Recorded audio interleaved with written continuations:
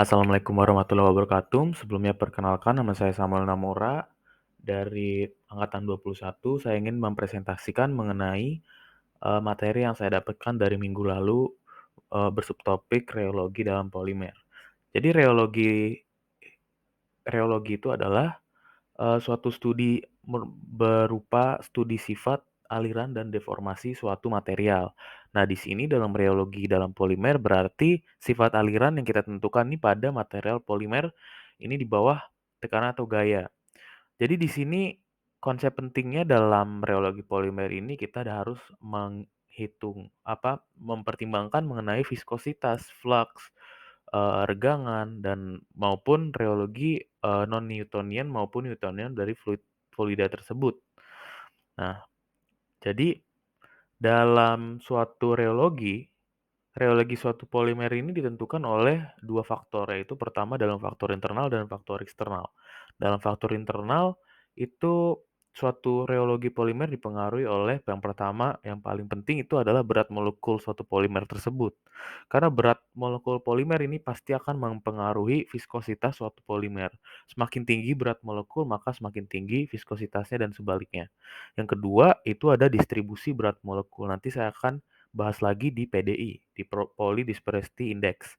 Itu distribusi berat molekul itu yang sempit atau lebar dapat mempengaruhi sifat aliran polimer. Jadi distribusi berat molekul yang sempit itu biasanya menghasilkan aliran yang lebih teratur dan viskositasnya itu lebih stabil. Karena berat molekulnya itu cenderung sama atau homogen.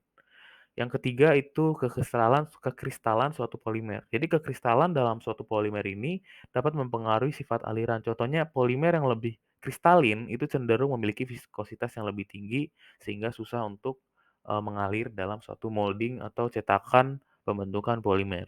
Itu tadi faktor internalnya. Dari faktor segi eksternal itu ada banyak.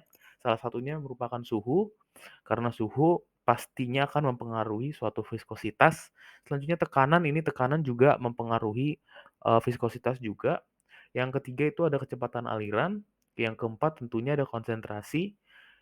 Selanjutnya ada aditif tambahan seperti plasitizer atau pengisi atau aditif pengental lainnya untuk mengatur sifat aliran dan viskositas.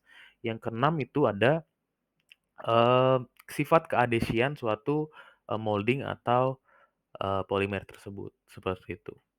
Jadi selanjutnya saya ingin menjelaskan mengenai Polydispersity Index. Jadi Polydispersity Index ini merupakan parameter yang digunakan biasanya untuk menggambarkan distribusi berat molekul yang tadi itu faktor internalnya dalam suatu sampel polimer. Jadi PDI mengukur tingkat dispersitas atau variasi berat molekul dalam suatu polimer.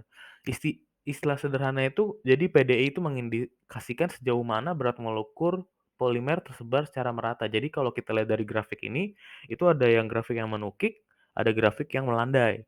Nah, jadi itu menunjukkan apabila grafik yang menukik itu berarti dia memiliki PDI yang rendah gitu, karena dia grafik yang menukik itu menunjukkan kalau misalnya dia memiliki PD yang bagus gitu, karena dia distribusinya merata antara polimer itu dia eee, distribusinya merata dibandingkan dengan yang melandai, karena melandai dia memiliki mungkin ada berat molekul yang besar dan ada berat molekul yang kecil dan ada molekul yang sedang seperti itu. Jadi, sebenarnya untuk apa sih PDI ini kita kita pertimbangkan? Karena nilai PDI ini merupakan aplikasi penting dalam segi manufaktur polimer, terutama dalam pengendalian kualitas dan pengembangannya. Pertama dalam kualitas produk, biasanya Polydispersity Index ini digunakan sebagai indikator suatu kualitas polimer. Jadi distribusi berat molekul yang sempit biasanya diinginkan dalam banyak aplikasi polimer karena dapat menghasilkan sifat mekanik yang konsisten dan performanya baik. Karena dia memiliki berat molekul yang homogen, cenderung homogen, nggak mungkin semua homogen. Mungkin idealnya memiliki homogen yang baik, tapi mungkin pasti dalam lapangan dia homogen, tapi ya masih ada distribusi yang kurang meratanya. Oleh karena itu nanti dia karena memiliki berat molekul yang cenderung homogen, dia menghasilkan kualitas produk yang sama terus gitu, nggak bakalan berulang-ulang. Yang kedua itu PD itu juga mempengaruhi pada sifat reologi pada saat proses manufaktur, cenderung memiliki sifat aliran yang lebih kompleks dan viskositasnya tidak stabil kalau misalnya PDI-nya tinggi, kayak gitu, kalau distribusi berat molekulnya tinggi. Selanjutnya pada proses manufaktur ini mempengaruhi seperti ekstrusi, molding, dan pemrosesan lainnya, itu polimer dengan pDi rendah itu lebih mudah diolah secara konsisten, sama seperti yang sebelumnya saya jelaskan. Tapi, sangat disayangkan kalau misalnya sekarang itu untuk mengecek PDI atau Poly Dispersity Index pada suatu polimer, itu, eee, harganya atau cost-nya itu mahal untuk dites atau diuji sampelnya, seperti itu. Oleh karena itu biasanya, para para produsen polimer mentah atau biji-biji plastik ini, biasanya dia menggunakan MYI atau eee, Mold Flux Index, kayak gitu, Melting Flux Index kalau tidak salah ya, Melt Flow Index. Nah, jadi Melt Flow Index ini biasanya diukur dengan GPC atau Gel Penetration Chromatography. Nah, seperti di sini.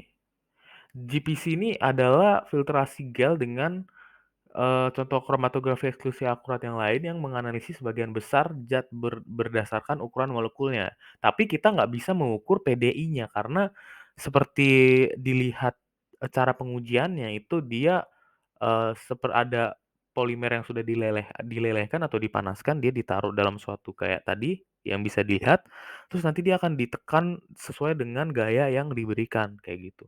Nah, nanti hasil hasil keluar hasil keluar materialnya atau hasil keluar larutan yang di bawah itu, dia menentukan, kira-kira seberapa besar sih atau seberapa kental, seberapa viskositas si material ini, nanti dilihat MFI-nya seperti itu. Mungkin kalau misalnya dalam, produksi polimer nanti orang-orang tuh meskipun polimer A dan B memiliki MFI yang sama, tapi belum tentu polimer yang A dan B memiliki distribusi molaritas yang sama, molecular weight yang sama kayak gitu. Oleh karena itu nanti akan, cenderung menghasilkan polimer dengan kualitas yang berbeda walaupun memiliki MYI, material mentah yang sama, kayak gitu. Nah, tadi untuk faktor-faktor internal, di sini saya akan membahas mengenai faktor eksternalnya yaitu berupa tekanan ya. Di sini untuk tekanan bisa kita lihat bahwa kita bisa mempengaruhi dengan non-Newtonian fluid. Jadi apa ini non-Newtonian fluid? Jadi, suatu fluida itu bisa dibagi menjadi 2, yaitu Newtonian dan non-Newtonian. Ini dibagi berdasarkan, respon si material terhadap tekanan, kayak gitu. Ya kalau misalnya Newtonian fluid itu berarti ya semakin dia ditekan, semakin dia memberi reaksi kepada tekanan tersebut si fluidanya. Tetapi non-Newtonian fluid itu dia, dia itu tanda kutip suatu fluid yang spesial ya. Karena non-Newtonian fluid ini dia, eee, bisa kita lihat di grafiknya itu dia memiliki respon yang berbeda terhadap, reaksi atau tekanan yang diberikan. Contohnya kalau misalnya pada Bingham Plastic, dia itu, cenderung mirip dengan, Newtonian fluid, tapi yang kita fokus sini adalah pada pseudoplastik, di mana saat kita berikan tekanan, dia viskositasnya bukannya semakin, encer, tapi viskositasnya atau, reologinya semakin kaku, semakin tegang gitu ya. Contohnya seperti pati-pati, kayak gitu, tepung-tepung pati. Nah, Newtonian fluid itu tegangan geser berbanding lurus dengan kecepatan geser atau tetap secara proporsional. Memiliki kenaikan viskositas dengan tegangan geser laju geser meningkat. Akan tetapi, pseudoplastik itu mengalami shear thinning fluid, mengalami penurunan viskositas ketika laju gesernya meningkat, seperti itu. Mungkin sekian dari presentasi saya, kurang lebihnya mohon maaf, semoga bermanfaat. Terima kasih.